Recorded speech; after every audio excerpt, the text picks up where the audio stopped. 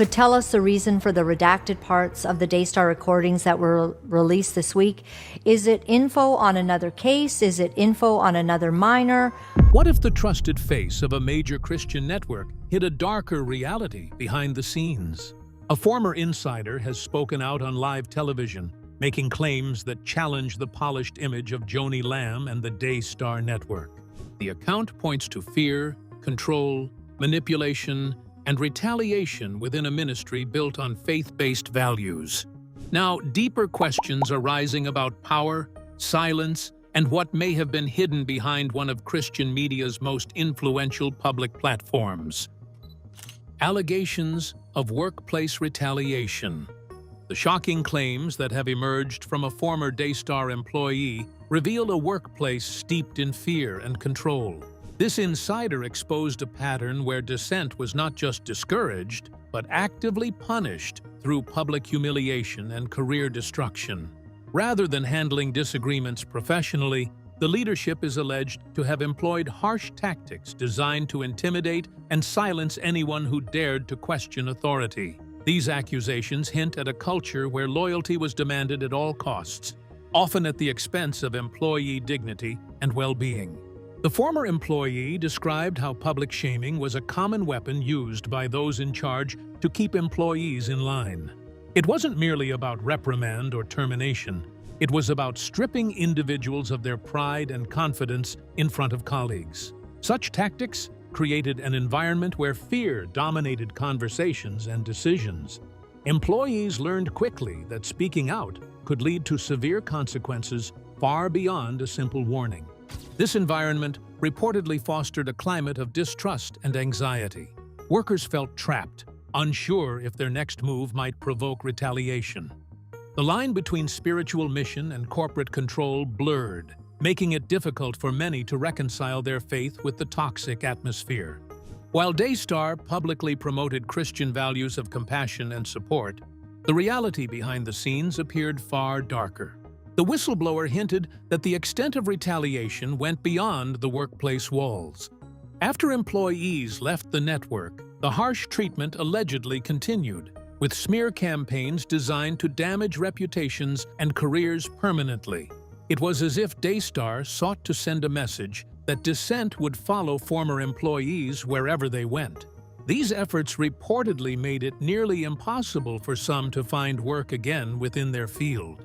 Hints throughout the insider's testimony suggest that the public humiliation was not random, but often orchestrated to maximize damage. There are accounts of employees being mocked or ridiculed in settings where others could witness and absorb the message clearly. Such calculated actions helped maintain control over the wider staff by openly demonstrating the consequences of questioning the leadership. It created a chilling effect that kept many silent. The emotional impact on the affected employees was profound. Many left the network feeling broken, betrayed, and disillusioned. Those who had once believed they were part of a faith-driven community suddenly found themselves doubting not just their workplace, but their own values. The promised environment of support turned into one of manipulation and fear. The divide between what was preached and what was practiced widened painfully.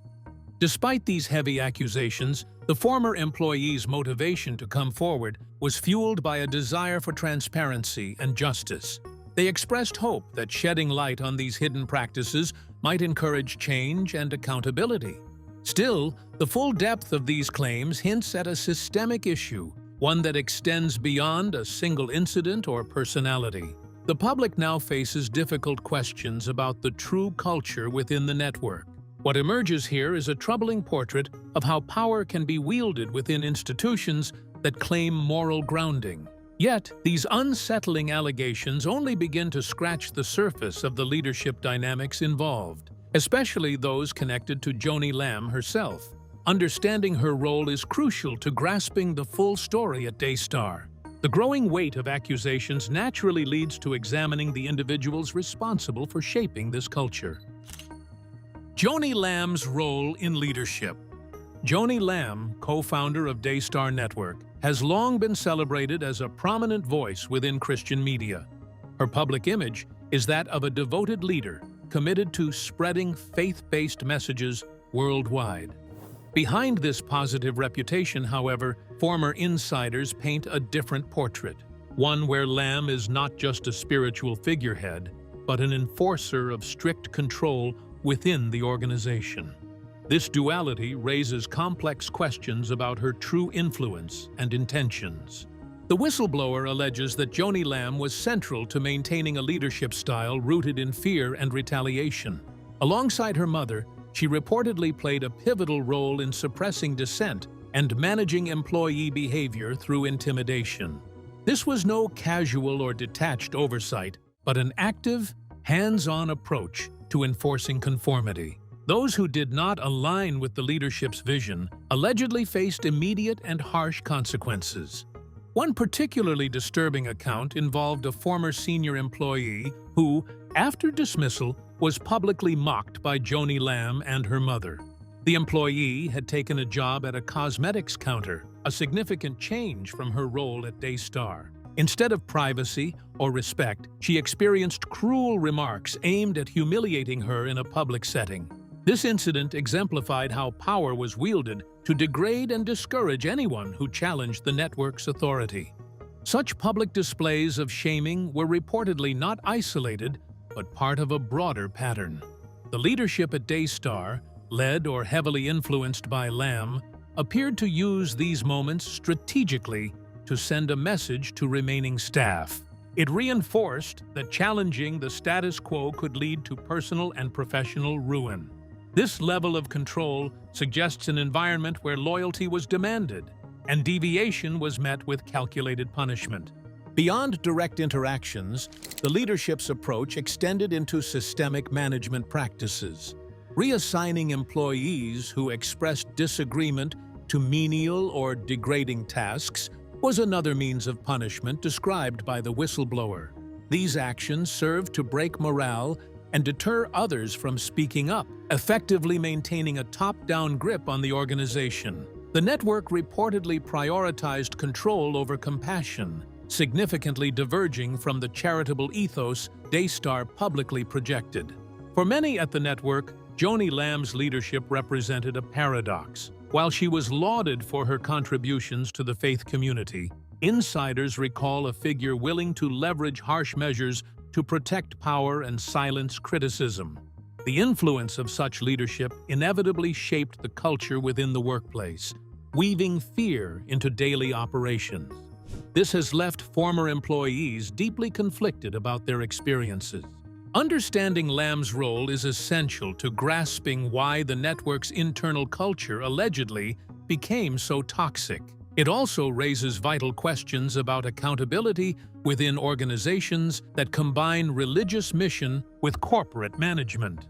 Leadership styles here did not only affect productivity, but deeply influenced personal lives and spiritual well-being of staff. The weight of these claims calls for a careful look at how employees experienced this culture firsthand, revealing the deep emotional scars it left behind. The stories of personal hardship and spiritual struggle paint a vivid picture of what it meant to work under these conditions. Employee experiences and emotional toll. The human cost of the alleged culture at Daystar is one of the most heartbreaking aspects revealed by the former employee. Workers who once believed they were part of a faith-driven mission found themselves trapped in a cycle of humiliation, fear, and isolation. The emotional toll was severe, with many describing feelings of betrayal and shattered trust, not only in an employer, but in their own faith journey. This dissonance between belief and reality added layers of psychological strain. Public shaming and then reassignment into kind of demeaning tasks took a deep personal toll. And honestly, it felt like it never really stopped. Employees were, more often than not, humiliated right in front of colleagues or pushed to do jobs way below their qualifications, like cleaning bathrooms or other menial work. The whole message seemed clear. It was meant to break their spirit and make sure no one even thinks about future dissent. Living inside that kind of place, with that constant stress, left many people doubting their self-worth and their reason for being there. And for those who managed to leave the network, the pain didn't end. The whistleblower described continuing retaliation through character attacks and professional blacklisting. At the same time, false rumors about stability and loyalty spread pretty widely, and it worked to block a lot of former employees from getting new roles in the media industry. This lingering harassment turned into this long stretch of fear and insecurity that stuck around long after they'd stopped working there, and it also made the trauma from inside the network feel worse, not better. A former employee once described this anxious feeling of being constantly watched, like it wasn't just in the office, but everywhere. They also mentioned an unsettling incident where a suspicious vehicle was just hanging around near their home for no clear reason. That kind of privacy invasion felt less like a one-off event and more like something baked into how things worked. Then, alongside all that, some employees were going through what they called real spiritual breakdowns. They couldn't ignore the gap between Daystar's public message, full of faith language, and the harsh realities some people say they witnessed inside. A lot of them started to wonder if the network was actually representing the kingdom of God at all. There was even a tearful story someone shared. A caller who sent in money she could not afford, convinced by the prosperity promises broadcast on Daystar. Even with the trauma, several former staff said they felt relief once they stepped away, and sometimes they pointed to very personal breaking points. Family responsibilities, health issues, and other life reasons were part of what tipped the scale. Still, they struggled with that strange mix of grief and guilt because they'd given years of service, and the memories didn't fade easily. The emotional wounds seemed to run deep, affecting them long after their time with Daystar ended, not just for a season. Overall, these personal testimonies show the serious effect workplace culture can have on mental health and on spiritual identity. They also remind us that behind organizational controversies, there are real individuals navigating anguish, disappointment, and betrayal. These accounts call for empathy and careful attention, because as the network's true legacy gets questioned, the human cost is what stands out most. The alleged patterns of treatment and retaliation experienced by employees inevitably leave us contemplating the broader consequences for the faith community Daystar serves. With these stories unveiled, it becomes necessary to consider how the network's public image contrasts starkly with the insider accounts. Extended retaliation beyond employment. For many ex-Daystar workers, the fallout did not really wrap up once they walked away from the network. In the whistleblower account, retaliation kept going well past the workplace, like they were trying to stain reputations, and also to stall later employment chances. Supposedly, these smear campaigns included circulating misleading rumors about how steady or devoted former staff were, which made it close to impossible for them to land new positions in media circles or in Christian broadcasting communities. In the end, this kind of ongoing blacklisting left a lot of people isolated and stuck at professional dead ends. Some former employees described how these campaigns weren't just casual gossip, more like coordinated efforts to chip away at their credibility. They said the network allegedly had extensive reach in the industry, and that those links were used to spread harmful narratives so that these employees' names would get tied to controversy or unreliability. That relentless push suggested a readiness to wield serious influence for destruction, not healing or steady progress after they left. It also made a sharp contrast with the faith-centered mission Daystar publicly promoted. The scope of the ongoing harassment seemed to create this whole climate of fear even beyond the network's walls. One former employee mentioned an unsettling moment when they noticed a suspicious vehicle near their home and they felt it was connected to Daystar staff. That surveillance, like pressure, really added another weight of anxiety and distress, and it made it obvious the retaliation wasn't only professional. It spilled into personal space, too. The constant feeling of being watched mirrored the control they'd felt during employment, only now it followed them into private life.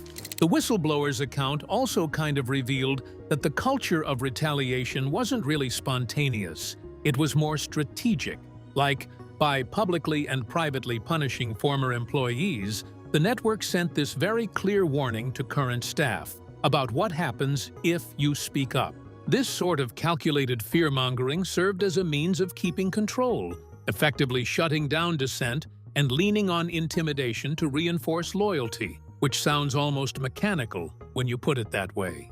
Many former employees initially joined Daystar because they hoped to serve a mission that was rooted in Christian values, but instead, they ended up trapped in a system of control that fractured their trust and left psychological scars behind.